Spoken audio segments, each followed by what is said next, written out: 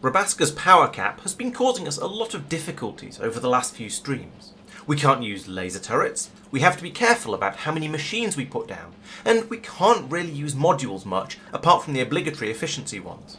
Welcome to Laurence Plays Factorio Planetary Pioneers, where today we're going to look at a magic new technology we've researched that's making some big differences to our potential power plays.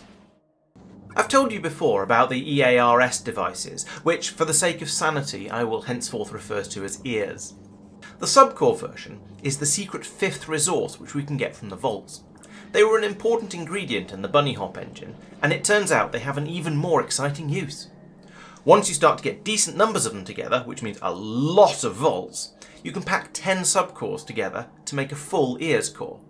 Okay, that's about an hour's worth of vault production, so they're not cheap.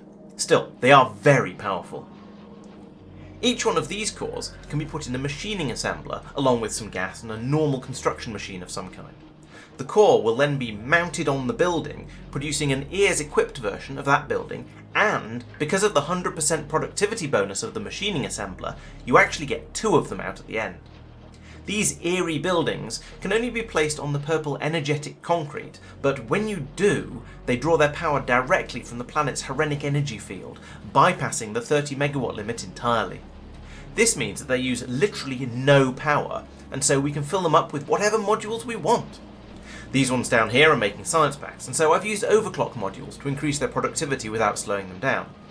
Off to the north, Mike and I have been swapping over the machines doing the energetic residue skimming, and because the raw material is free and unlimited, we filled them completely with speed modules, allowing them to run twice as fast as the normal machines with 3 efficiency and 1 speed, while still using a lot less power.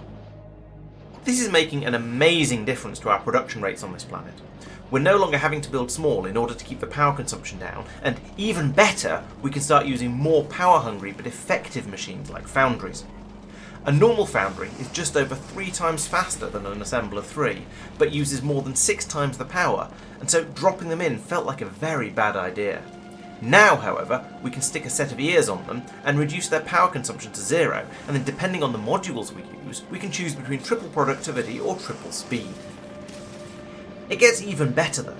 One of the building types we can ear is the beacon. So here for the protein powder production, I've upgraded all of the assemblers to ears versions with overclock modules, and then put in an ears speed beacon in the middle to boost production even further.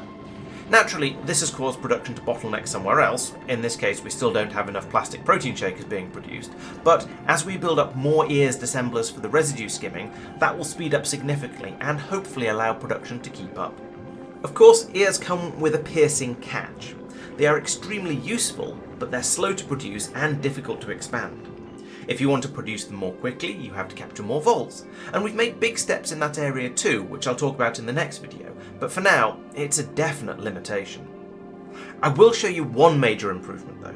It turns out that the vaults will accept modules, and since they have unlimited resources, we've put speed modules in them. That's great, but it turns out you can also beacon them too, so as you can see here, this one has a speed beacon by it as well. This pushes the speed up to 350%, meaning it can produce an ears subcore every 86 seconds instead of every 300.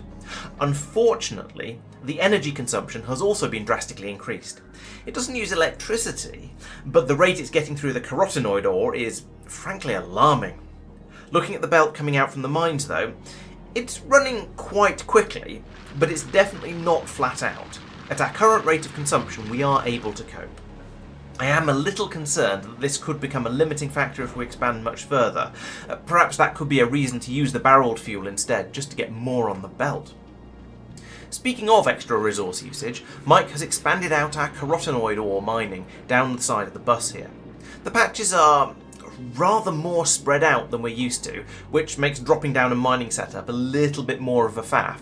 But with almost 400k left here and miners on the densest parts, we've got perhaps an hour and a half left before this one runs out and we end up having to go and tap some of the patches with millions a little further afield. He's also run a pipeline off to a Harine gas field to the north. This is absolutely helping. We have a decent amount coming in from there, but it's not managing to fill the buffers. We are using it as fast as it's coming in. That said, the factory does seem to be working, so if anything is being starved, it's clearly only just starving, or perhaps it just isn't very important. We are going to need to keep an eye on it anyway. We also wonder a little about how much we should expand. We're going to have a finite demand for the ears system. Eventually every machine on Rabbasca will have its set of ears, and at that point our demand is going to drop to virtually zero. It's a bit like cube production on Cubium. When we first started there, we needed huge numbers of cubes as our factory was growing just to fill up all of our buffers. But since then, most of the machinery we built to extract and process them has lain idle. We have enough. We're definitely going to try using ears elsewhere, both to see if they work and to see if we can make them useful. Spaceships are an obvious candidate because they're one of the few places where power can be limited and difficult to expand, hence all of these efficiency modules. Being able to go crazy with high-tier speed modules would be fantastic. Ears-equipped buildings do have to be placed on energetic concrete, but that doesn't seem to be limited to Rabbasca. However, Rabbasca is the only planet that has a non-zero Hellenic energy field. Perhaps that matters. It's difficult to know. We will certainly experiment with them, but I don't see them being something we'll use everywhere. Usually it's far easier just to drop in a load of extra power generation. With the shortages of ears modules, we've been slowly and carefully upgrading our systems. The initial temptation was to pick the big consumer, which is clearly the assemblers. They were about 2/3 of our available power and are still pulling almost half. However, there were almost 300 of them, and ears costs are per machine, so perhaps we should look elsewhere first.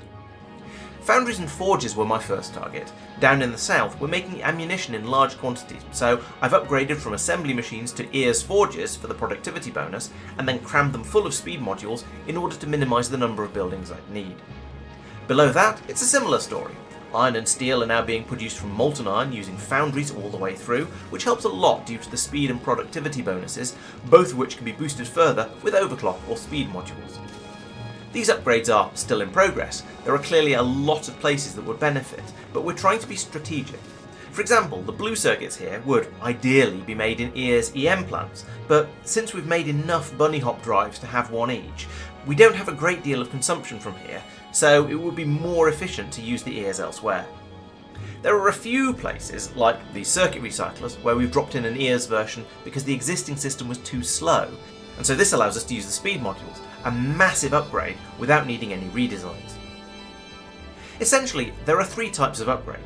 Just straight swapping a machine out that's working fine in order to save on power, swapping an existing machine so it can be moduled to run faster, or swapping a machine for a more advanced type that we previously couldn't afford the running costs for. All of these help, but the first one is probably the least important since we've managed to just about stay below the energy cap. We've only had a few brownouts per minute. Looking at the residue skimming, that seems to fall into the second category.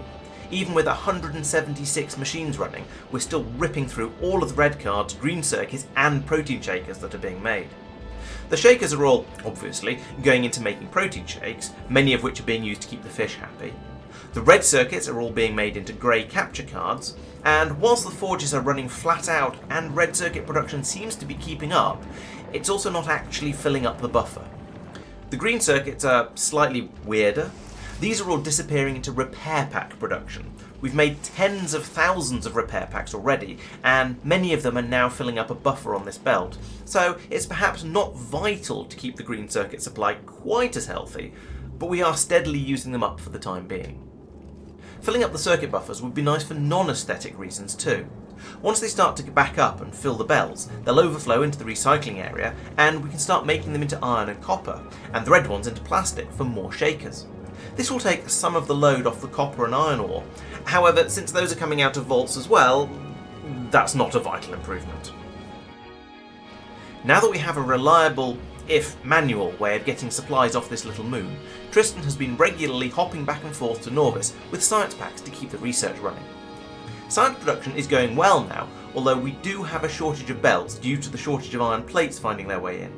I would like to see this area upgraded to run directly off molten metal with foundries, and also to be scaled down to a slightly more sensible size. It is working though, and science packs are being made.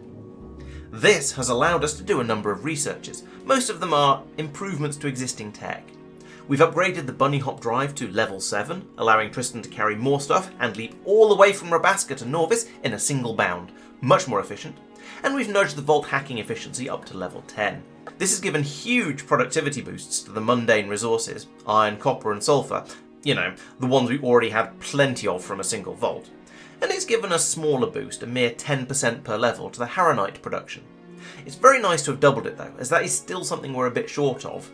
Unfortunately, there's no production boost for the ears cores. We're still having to brute force those, although we have made it slightly less painful with the modules and beacons. There's another chain of researchers here that we'll talk about a bit in the next couple of videos, but for now I also want to note that we've been looking into getting the science packs off Rabbasca by rocket, and whilst the moon does have a technology for building rockets, it requires coolant and as such is locked behind a Quillo.